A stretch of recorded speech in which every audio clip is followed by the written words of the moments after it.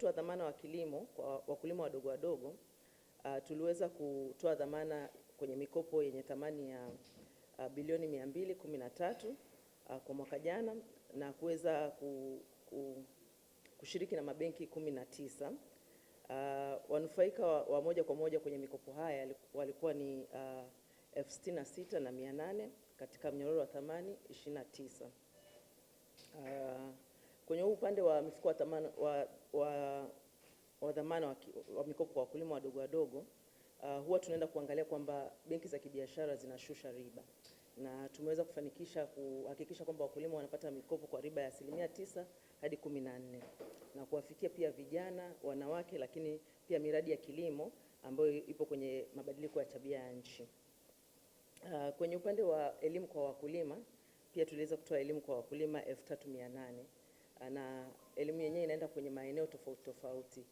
Tunaenda kwenye kuangalia kwamba wakulima wanajua kujikita kwenye biashara, lakini kwenye kuweza kufanya kilimo bora na endelevu. Lakini sehemu nyingine ambayo tunaiangalia kwamba tunawaelimisha wakulima ni kwenye utunzaji wa fedha, lakini pia kukuza biashara zao.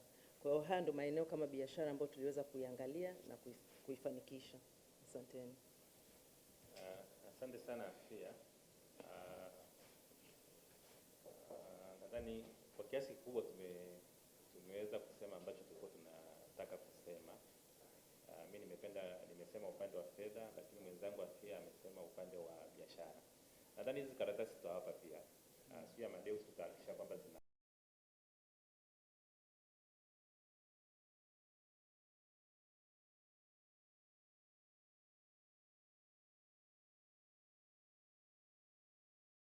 kwa umma. Sijui kama leo kutakuwa na maswali ya Amadeus.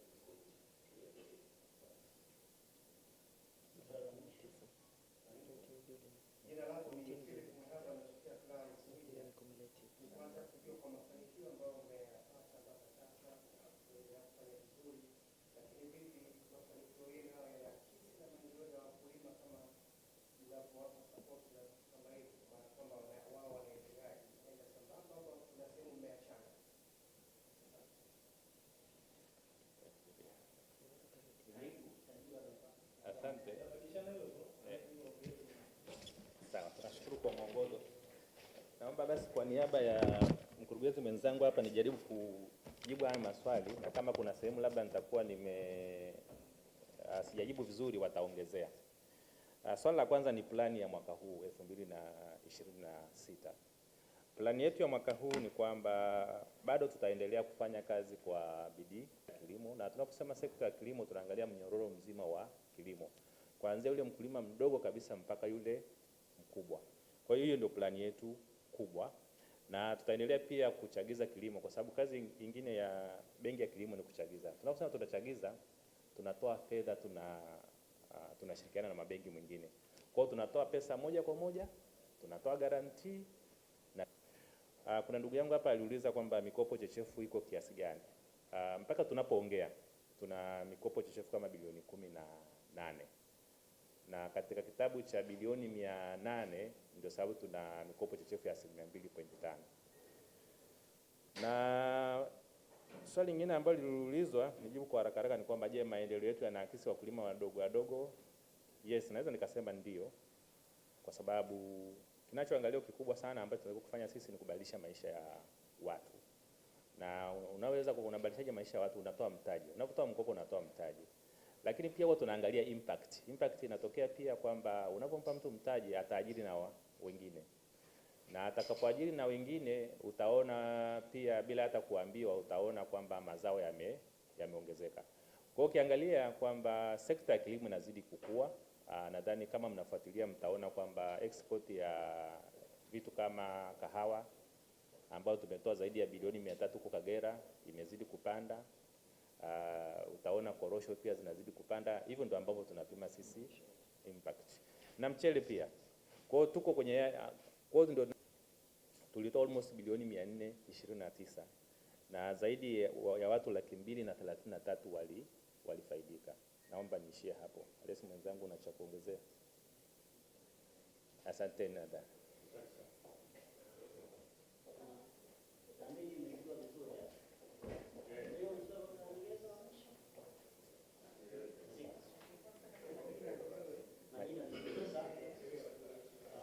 Sasa mwacha ulize.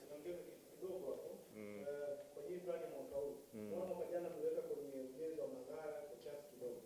Na moja ya changamoto ya Tanzania ni upotevu wa mazao yakiwa shambani. Kwenye hizi fedha ambazo zimetengwa mwaka huu, mmelenga kipaumbele kwenye kujenga maghala ama kwenye hizi mbegu? Kwa sababu tunaona pia changamoto nyingine ni mbegu hizi zenye ubora. Tumelenga kwenye maeneo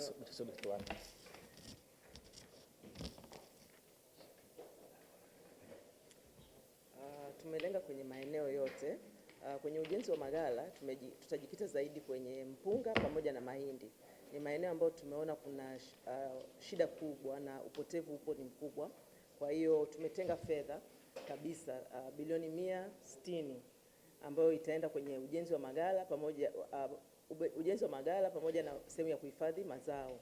Kwa hiyo ni eneo ambalo tunaiangalia kwa ukaribu na tunafanya kwa kushirikiana pia na Warehouse Receipt Board WRRB, ambao ndio tutakuwa tunashirikiana nao kwenye kuangalia ni maeneo gani wakulima wanahitaji maghala ya kuhifadhi mazao, ambazo ni kama bilioni 21 ambazo bilioni 21. Yes. Ndio.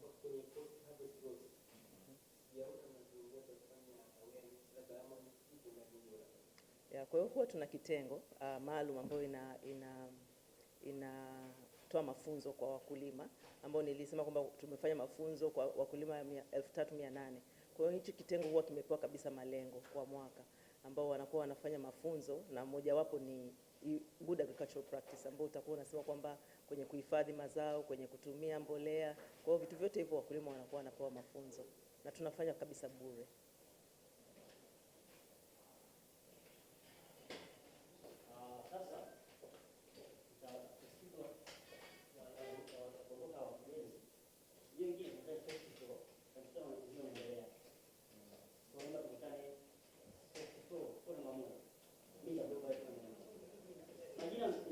Nimempa hapa pia.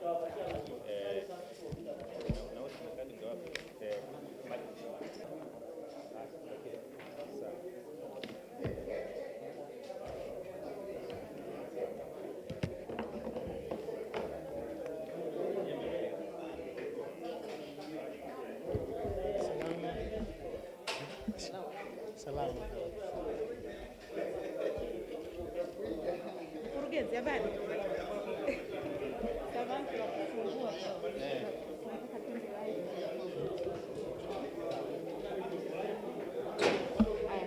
Wewe si unakaa hapa nayo.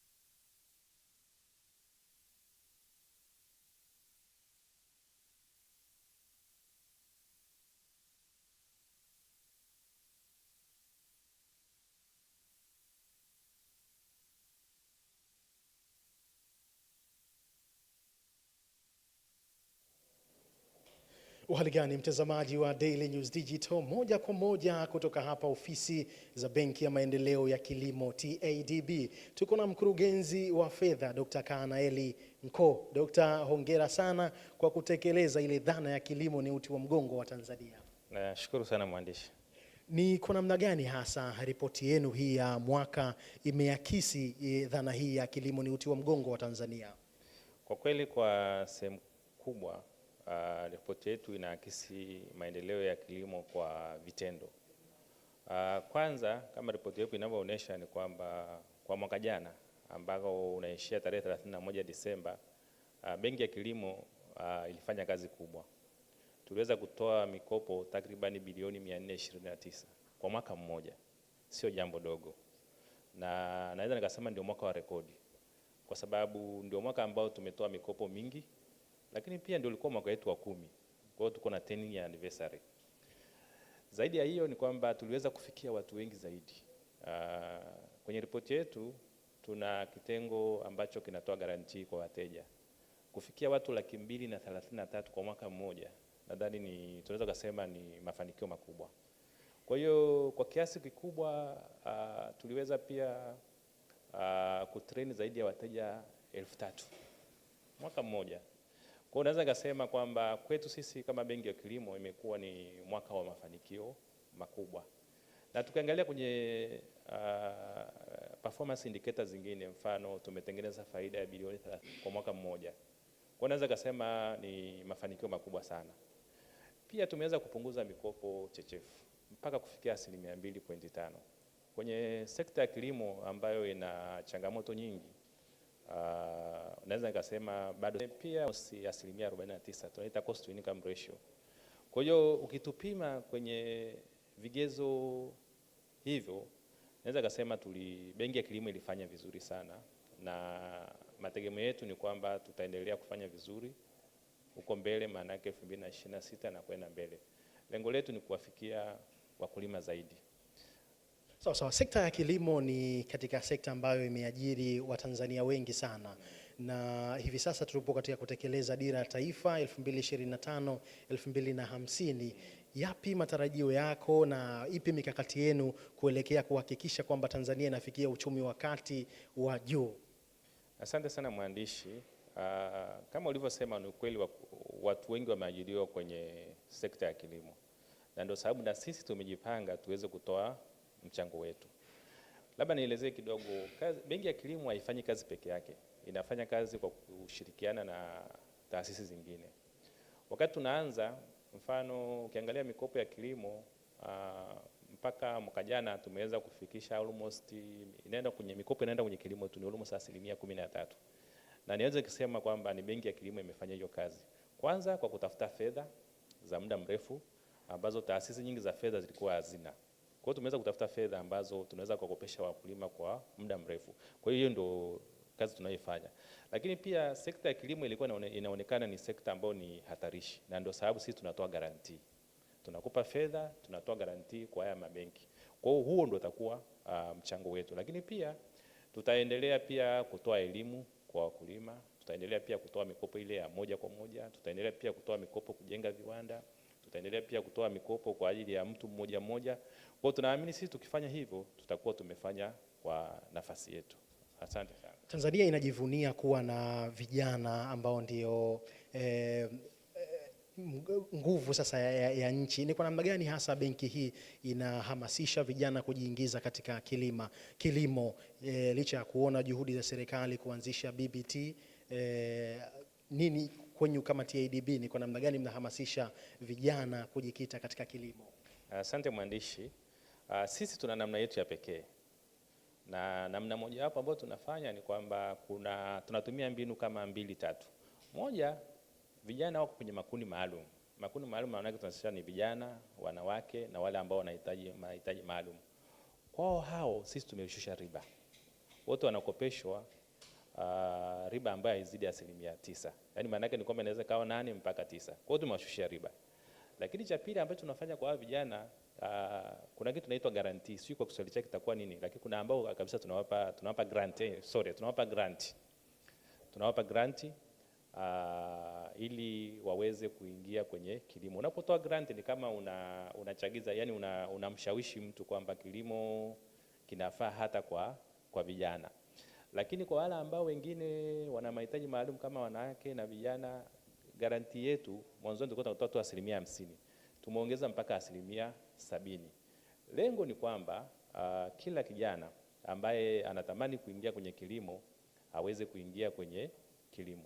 Cha mwisho kabisa ni kwamba vijana pia wanapata mafunzo, kwa sababu unajua, mfano mafunzo ambayo tunatoa ni kwamba mafunzo kuhusu soko, namna ya kuandaa vitabu vyako, zote hizo tunafanya. Lakini pia tunaenda mbali zaidi kwamba tunatoa training mpaka kwa mabenki, namna ya kuasesi mikopo ya vijana. Kwa hiyo tunafanya mengi kwa vijana. Hongereni sana, hakika mnafanya vingi vikubwa. Labda kwa kumalizia, tunajua na ratiba nyingi sana, ni kwa namna gani hasa mazao ya kilimo, mazao ya biashara, mazao ya chakula yanaongezewa thamani nchini Tanzania? Elimu hii inawafikia wakulima kwa kiasi gani na ipi mikakati? Mikakati ni kama mojawapo, ni kama ambavyo tumewaita hapa kuwaonesha ni nini tumefanya. Kama ulisikiza taarifa yetu, tulisema tulijenga almost agro processing viwanda zaidi ya 90 mwaka jana. Tukajenga magala, na tunataka watu wajue kwamba ukitaka kuongeza thamani kwenye kilimo unaweza kajenga benki ya kilimo. Sisi tunatoa mikopo ya muda mfupi ambayo tunasema ni working capital. Tunatoa pia mikopo ya muda mrefu ambao unaweza kajenga hata kiwanda chako. Asante sana. Nakushukuru sana.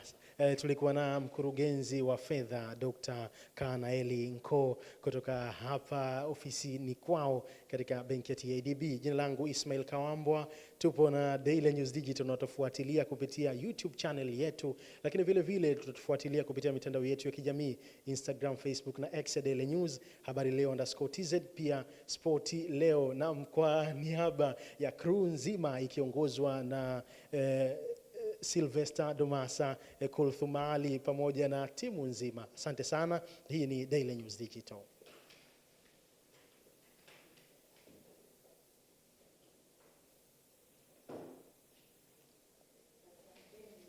Asante. Shukrani.